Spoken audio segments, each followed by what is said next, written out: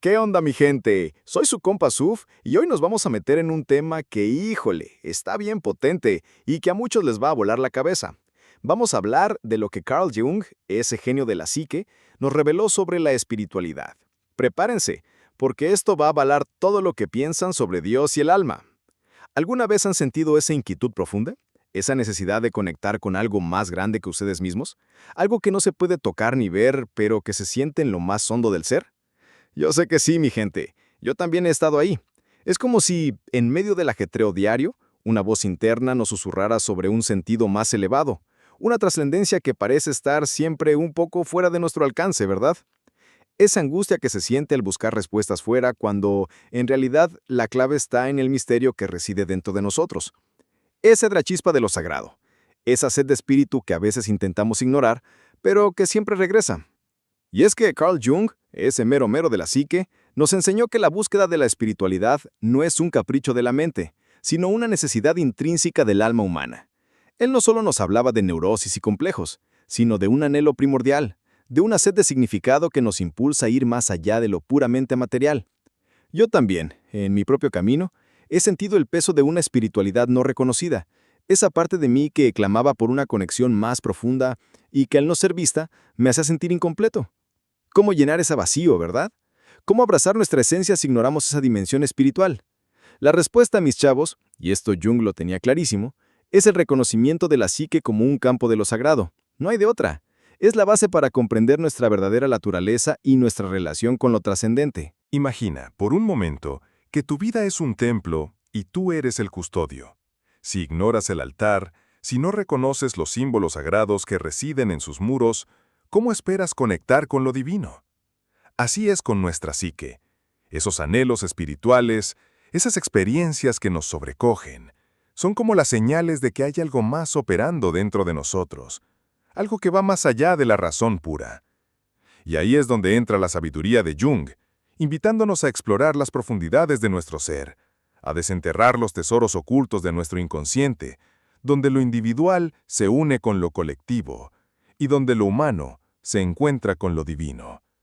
Porque aunque a veces nos asuste, es en esa conexión con lo luminoso donde encontramos la verdadera plenitud.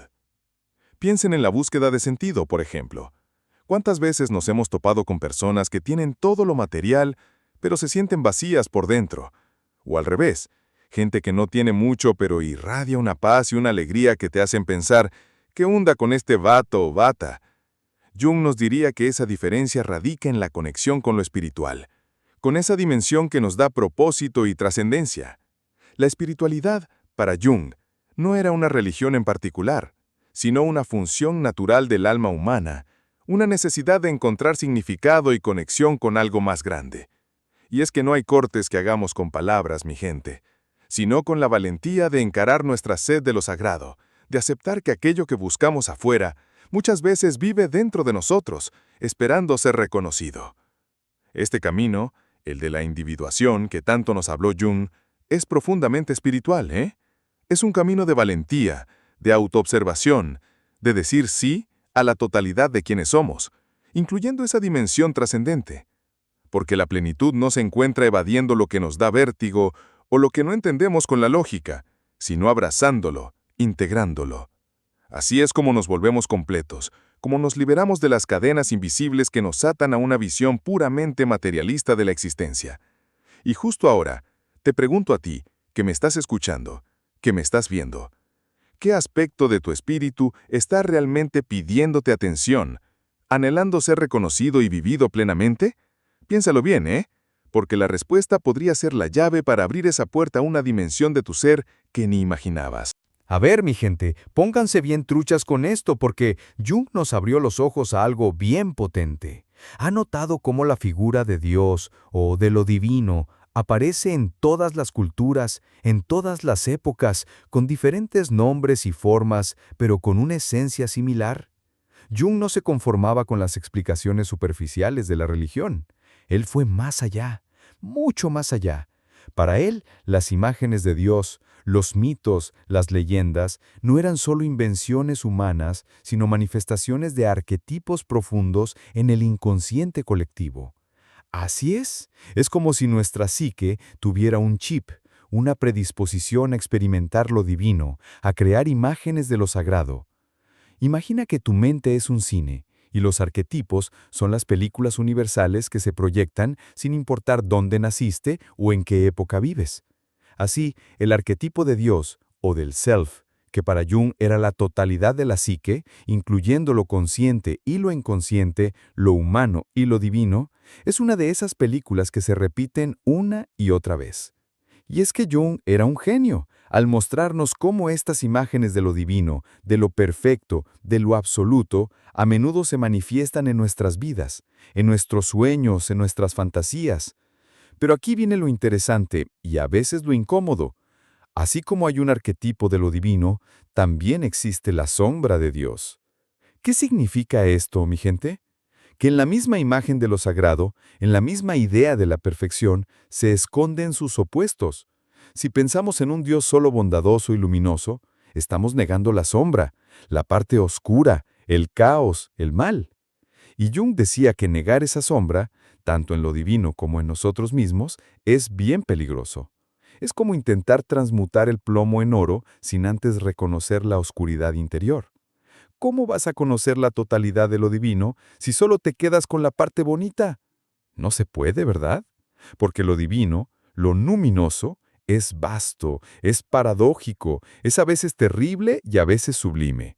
Piensen en las religiones y cómo a veces se aferran a una imagen de Dios que es puramente perfecta y sin mácula.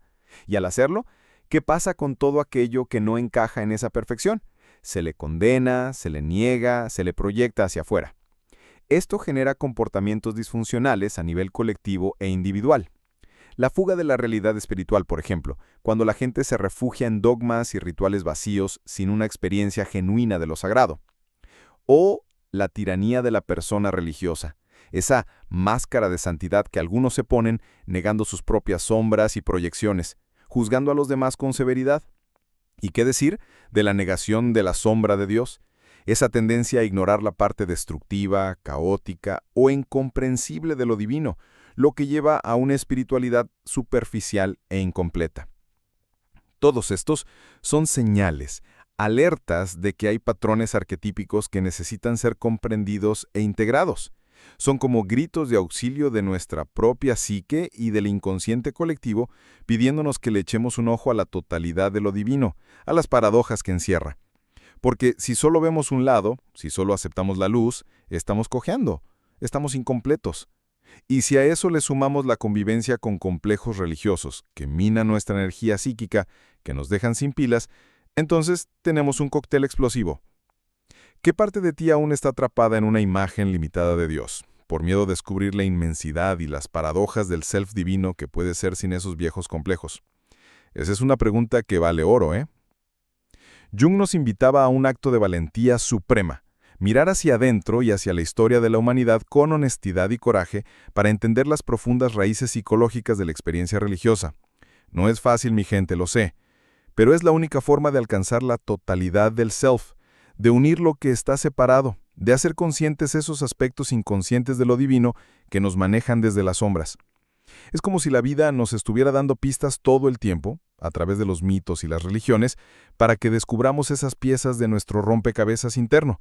Porque Carl Jung, con su visión tan profunda, nos enseñó que la individuación comienza por la valentía de decir sí a la totalidad de quienes somos, con todas nuestras luces y sombras, y a la totalidad de lo divino, con todas sus paradojas. Bueno, mi gente, ya que le entramos a la proyección y a los arquetipos de lo divino, ¿cómo le hacemos para que toda esta bronca no se quede solo en la teoría, sino que se transforme en algo concreto, en una experiencia real y palpable de lo sagrado? Pues aquí es donde entra la parte del trabajo duro pero gratificante, el encuentro luminoso y el símbolo viviente que Jung nos marcaba como clave para la individuación y la conexión con lo trascendente. Esto no es de echarle ganas y ya, no, es de chambearle, pero con una apertura total al misterio. Piensen en las experiencias que los han dejado sin palabras, esas que les han erizado la piel, que les han hecho sentir una presencia que va más allá del ordinario. Para Jung, esos eran momentos luminosos, encuentros con lo sagrado, lo misterioso, lo fascinante y a la vez lo temible. ¿Cuántas veces no les ha pasado que se sienten conmovidos por una obra de arte, por un paisaje o incluso por un acto de bondad?